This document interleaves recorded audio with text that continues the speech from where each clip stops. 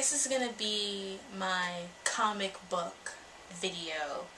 There's a lot of things I really want to talk about going on in comics right now, so I'm kind of just gonna lump them all together in this video. So it is gonna be kind of long. Sorry, but first of all, I want to give a shout out to Ziploc Glory and the Otaku Assemble on YouTube. They're both really excellent channels, and a lot of what I want to talk about today is based on stuff I've seen from them and their input on comics and just characters and different things in general. So if you really like anything from anime to comics, just really good TV, check them out. I'm going to link them in the description box below. I just want to give them a quick shout out before I start this video and it slips my mind.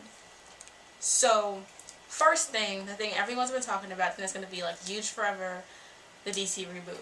Everyone said their 2 cents, 5 cents, 10 cents, $1. So I'm going to try to keep this as brief as possible. My biggest issue with the reboot has always been the angle that it was done to create an easier environment for new readers to come into. Like, I really feel like that was a really cheap excuse to give us readers who were invested in these characters from previous canon, because in the age of Wikipedia and Google and the internet in general, there is no reason why someone who's interested in a comic book series cannot look up what's going on online and then buy that comic and be fine. I mean, I personally do not pick up comics that often unless it's in a trade form, because that's just easier for me. You know, I love Fables, but I'm buying them as they come out in trade because it's just easier to do. You know, same amount of money that I would spend collectively, I just spend it at one time. But if I'm interested in the storyline in, like, you know, Spider-Man or anything else like that, what I will do is I'll look on certain sites and keep track of what's going on. And if I wanted to have like a brief overview, Wikipedia. I mean, it's not difficult. I mean, there is literally no excuse that these writers can give that can say, oh, this had to be done. For me, this was done out of pure laziness, and it needs to just erase everything that was canon in order to create a whole new series so that it was easier for them, so that they wouldn't have any canon to have to go back to, so that they could have a story that was completely their own without having to worry about it making no sense in past things. And some of the things they decided to do were just frustrating me, because they're getting rid of Stephanie Brown, which is completely infuriating because she was one of my favorite Robins, one of my favorite Batgirls. You know, they're putting in, there are 4 Robins in this. You know, why do we need 4 Robins? I like the fact that, you know, Dick has his own thing, Todd has his own thing, you know, Drake has his own thing, and then little Damien Shit-Tard Wynn has his own thing. Now all of a sudden they have to lump them all together because what they're trying to do with this is to make all the characters back to the point where people knew them the best. So, you know, they go back to being Robin, you know, what's his name? Arsenal goes back to being Speedy. So those who wanted Leanne to come back, like I know Linkara from that guy with the glasses, he wanted Leanne to come back. Well, he's going to be put back to being a teenager, so she's not coming back. They're uncrippling Batgirl. So they're uncrippling Barbara Gordon to make her the OG Batgirl again. And really that upsets me so much, because while I grew up with an animated series and I've known Batgirl, in the comics, to be perfectly honest with you, I never found her interesting as just Batgirl. For me, her shine, her glory came as Oracle, because Oracle was something she had to do for herself. She invented that personality for herself, and she became a leader in her own right. She was no longer just, you know, like part of the Bat family. She was her own, and she could be the leader of her own team, just like Batman had for his own team. And Oracle was Barbara Gordon's way of getting out of the refrigerator using her own means. Like, she was not bound by what her condition was. And she's an example of, like, a woman in comics being put in the refrigerator and coming out by her own means, but not treating her, you know, handy capability as a handicap. Like, her being in that wheelchair did not stop her from doing what she was doing. And that was great, because as Batgirl, nothing super amazing was done with her character. I feel like Cassandra Cain and Steph Brown and those who came after her were more complex characters, and you could do more with them as Batgirl. But Barbara Gordon, while she was the first, and she will always be known as the first, and she'll great from the animated series, as Batgirl in the comics, she never really clicked to me. As Oracle, she was amazing. And to see that so many female characters are getting cut, I think they're also cutting out Power Girl. You know, they're trying to do this whole angst thing with Supergirl and Superman, which I have to get into about Superman because I really talk about Superman. But it's just frustrating. Plus, since it's been known from Comic-Con that DC has been shitting on its female writers, that it's dropped from 12% to 1%. And if you listen to interviews and just the way that the people in charge have been answering questions, it's very negative, very sexist. And it's hard as a female minority comic book fan to keep being constantly reminded that this industry is filled of white males who think that that's their main demographic. It's as if minorities and females are just there to just be, you know, token characters. Because, you know, just hearing the outbreak of people complaining about, like, you know, the new Spider-Man character because they killed off Peter Parker and now there's a new half black, half Latino Spider-Man. Just hearing everyone go in this kind of uproar, just like, look, it's not like they're taking Peter Parker, making him black for the sake of it. They killed Peter Parker. They did this 1,000 times of killing characters and bringing a new guy in to mix stuff up. They did so with, you know, Captain America. This is great for those of us who have very little representation. I mean, in DC Comics, Vixen is like one of the very few women of color that gets like real prominence. And, you know, I try to look at like, what's his name? Green Arrow's son, you know, he's an African American. Well, he's mixed because, you know, but Green Arrow's son, I think his name is Connor. What irritates me is that he's supposed to be half African American, but every time you see him, he's like blonde and white. Like in one comic trade that I have of the wedding edition of Green Arrow and Black Canary, he like goes off from being black to like being completely white, like being colorless. And it's so frustrating that they don't take any steps forward. It's just like you'll take one step forward, 6 steps back. And it's completely frustrating. And then you read the results of the responses of people talking about, oh, I'm not racist, but it's like, alright, look, there are hundreds upon hundreds of white male superheroes for you and yours to celebrate. Let us keep the handful that we get and are even told properly, because the worst part is like when you have a minority superhero, he has a shitty storyline, so we can only hope that this one gets a really good storyline. But the handful that we have, can we just have them? Does it have to be a whole big deal because it's not the perfect one that you want, you know? It's better that they end up retiring some of these characters for a time being, because, you know, you'll never replace the originals, but you need to be able to let them die for a bit so that they can come up with new ways to make them better in the long run, to make them come back even better than they were before, because all main heroes will go through a lag point. And that kind of kills the comics. Now you have someone new, someone fresh, someone who new readers can grow with.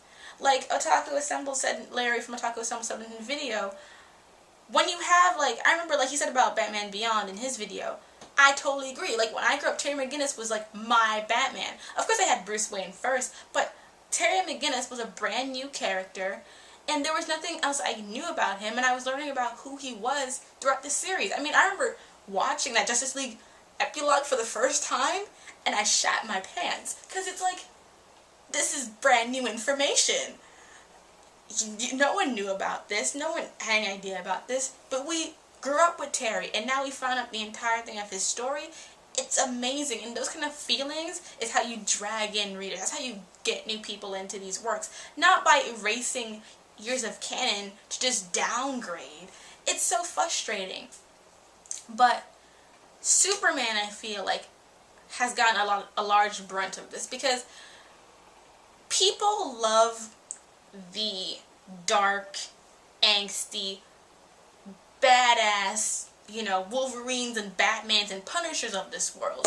And while the Wolverines and Batmans and Punishers of this world have a place, we need to round them off with the Supermans and Cyclopses of this world. And I'm sorry, like, I used to be one of those people who, you know, couldn't stand Cyclops, couldn't stand Superman. But now, as I've gotten older and I've kind of read more, I understand their place, and I understand why we need those characters. You may not love them because they're not, you know, going in, taking names all the time, but you need Superman. People really think that we don't need Superman anymore. They are so misguided. Like, without Superman, the DC universe would be done. Seriously. You may not think that because there's so many heroes like Batman are so much more popular than he is, and everyone like loves him more than, you know, Superman. But Superman is a true hero in every sense of the word. Superman is the kind of hero who is a hero because at his core, at his very being, is what he has always been meant to do. You know, despite what call for act of God said and had him all moping around, if Superman was not super, he would still want to help people. He would still have that calling to do something for the world. Batman is a hero through tragedy. Superman is a hero through right. It's who he is. He was sent here to be a hero, and that's who he's always going to be. And the thing about it, he has no reason to be a hero. There is no reason for him to have fealty to us. We're Earthlings. He's Kryptonian.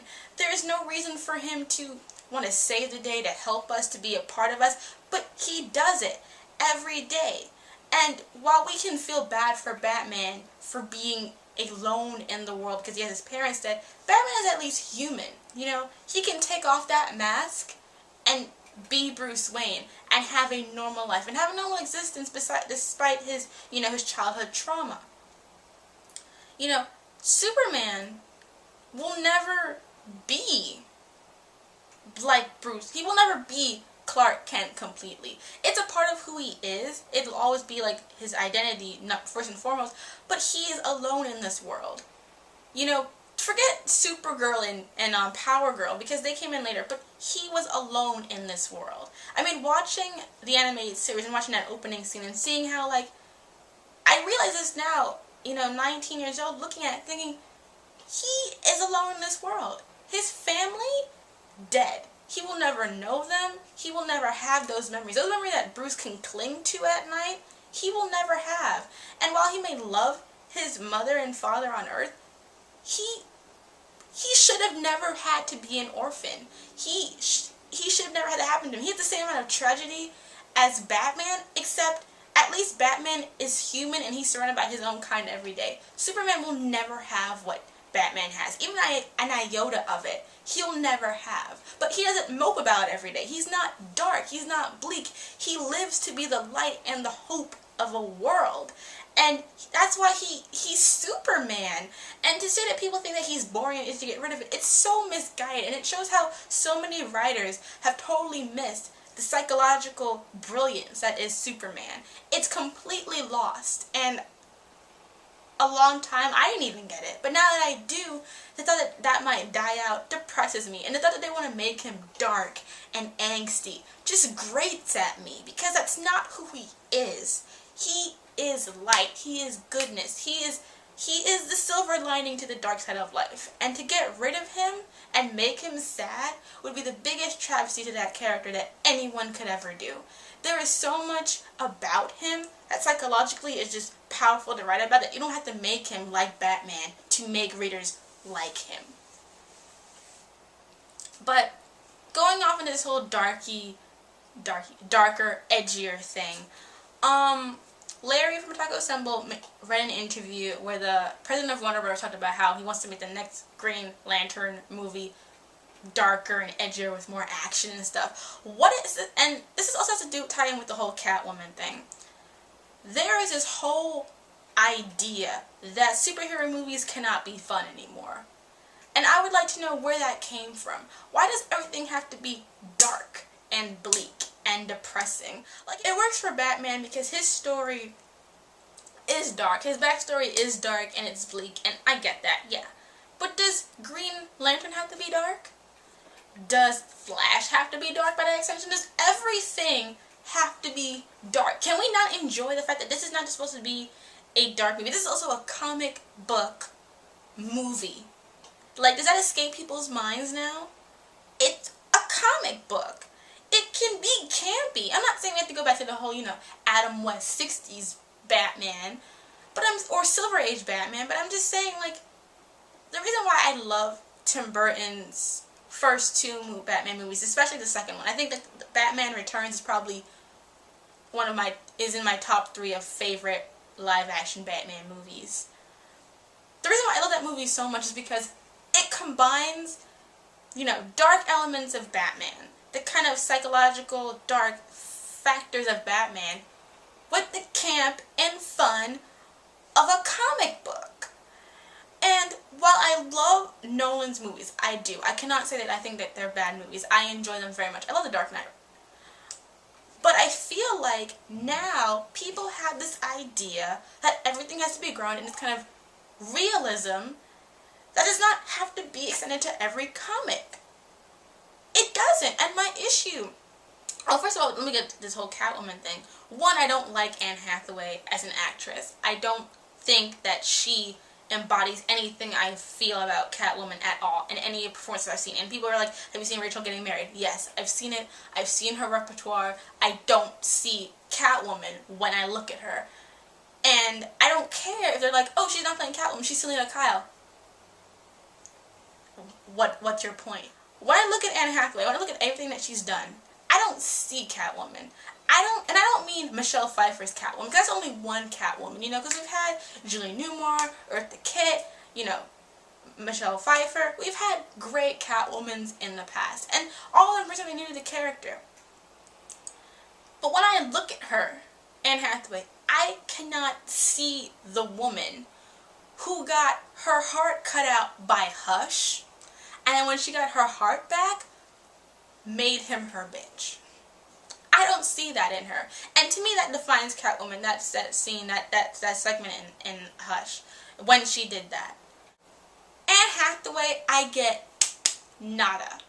And I don't say that she can't surprise me. Everyone's going to bring up, oh, Heath Ledger, no, stop bringing up Heath Ledger as if he is the if and but of every single casting choice people can make. People are allowed to look at a costume of Catwoman that doesn't look anything like a Catwoman costume and be like, that doesn't look like Catwoman. People are like, well, it's only missing the cat ears. The cat ears is what fucking makes her Catwoman. I don't understand why this is so friggin' difficult. Like, it's supposed to be realistic. It's a comic book movie. Batman comes around in a bat costume. Scarecrow has a friggin' mat thing on his head. Joker has the makeup. It's part of what makes them these characters. It's not just about you wanting to make this a realistic movie. It's about also making the comic book characters come to life. You can do that and grow it in realism, but you also have to make these characters be who they are, you know?